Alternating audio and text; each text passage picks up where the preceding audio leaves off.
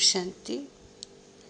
नवरात्रि का आज चौथा दिन आप सब बड़े ही भावना और श्रद्धा से देवी माँ की आराधना कर रहे होंगे, अपनी अपनी कुल देवी की आराधना कर रहे होंगे और साथ साथ इस महामारी में अपने मन की स्थिति को संयम में रखकर चल रहे होंगे।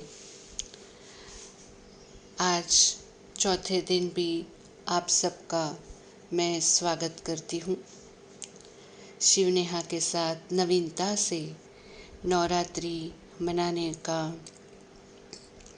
ये संकल्प सिद्ध करने के लिए आप सबका तहे दिल से मैं शुक्रिया मानती हूँ। आज की देवी है माँ लक्ष्मी। कहते हैं कि इंसान जब भी धन चाहिए तो माँ लक्ष्मी की आराधना करता है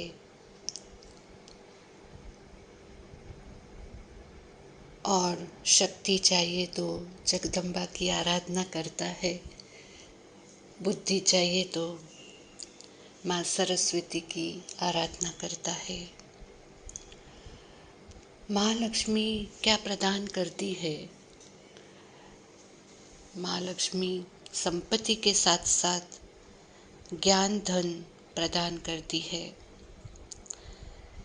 गुण रूपी हीरे मोती प्रदान करती है, संस्कार धन प्रदान करती है और भारत में ये सब चीज़ें गाई हुई हैं। माँ लक्ष्मी को जब भी हम देखते हैं तो उनका वरदानी हाथ और साथ साथ में उनके हाथ से जैसे करेंसी का फ्लो बहता ही रहता है। कहा जाता है कि लक्ष्मी को अगर हम कबाट में बंद कर दे तो लक्ष्मी दूसरे के पास चली जाती है, क्योंकि लक्ष्मी को दिखाया ही कैसे है, फ्लोइंग, बहते रहना। उनके लेफ्ट हैंड में आप देखोगे चित्र में तो सिक्कों को दिखाया है जो फ्लो हो रहा है, बह रहा है। और इसीलिए जब भी हम धन अच्छे कार्य में इस्तेमाल करते हैं, अच्छी रीति से इस्तेमाल करते हैं तो धन की देवी हमारे ऊपर प्रसन्न रहती है। साथ साथ उस धन की देवी के चित्र में हमें सिक्कों से भरा कलश भी दिखाई देता है। तो ये कलश हमारी बुद्धि का प्रतीक है, जिसमें बुद्धि के अंदर हमारे ज्ञान गुण संस्कारों को भरना है। साथ साथ हम जब भी संपर्क में आते हैं एक दूसरे के साथ, तभी हमें इस ज्ञान और गुण धन की लेन देन करनी है, इसी को बांटना है और उसके लिए जो शक्ति चाहिए वो है सहयोग की शक्ति।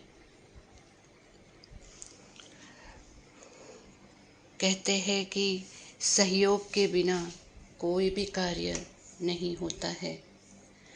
सबसे अच्छी एग्जाम्पल हमारे हाथ और पैर, दो आँखें हैं जो सहयोग के साथ चलते हैं।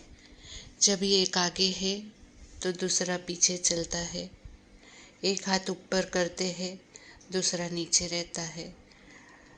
और आँखें भी एक बार दाईं और बाईं तरफ चलती है, एक दूसरों को सहयोग देकर चल रही है। यहाँ पर कोई भी देह अभिमान का सवाल नहीं है। क्या जीवन में हम ये कर सकते हैं? भले दूसरे हमें जीवन में सहयोग ना दे, सबसे पहले क्या हम किसी को सहयोग दे सकते हैं? कहा जाता है देना ही लेना है। अगर हम किसी को देते हैं तो वो रिटर्न में हमारे पास ही आएगा। इसीलिए किसी को धन से मदद करना अच्छी बात है, पर किसी को गुण और संस्कारों का धनी बनाना उससे भी अच्छी बात है। तो ये जो कलश माता का दिखाते हैं तो वो दातापन की निशानी है। जो दाता रहता है वो देते ही रहता है, और जब हम देते हैं तो आत्मा को आनंद की अनुभूति होती है। इसीलिए आनंददायिनी भी कहा जाता है। सहयोग की शक्ति के लिए हमारे अंदर छिपे हुए देह अभिमान रूपी अवगुण को त्याग करना है। नवरात्रि में उपवास करते हैं, निर्जला उपवास भी करते हैं। जैसे वो त्याग करते हैं वो स्थूल त्याग है, पर ये सूक्ष्म हमारे अंदर छिपे हुए अवगुणों को त्याग कर कर ही सच्ची नवरात्रि मनाना है। तो आज सारे दिन हम इसी स्वमान में रहेंगे, मैं माँ लक्ष्मी हूँ, मुझे ज्ञान गुण संस्कारों का दान करते रहना है। आज जो भी मेरे संबंध संपर्क में आता है उसे सहयोग देते रहना है।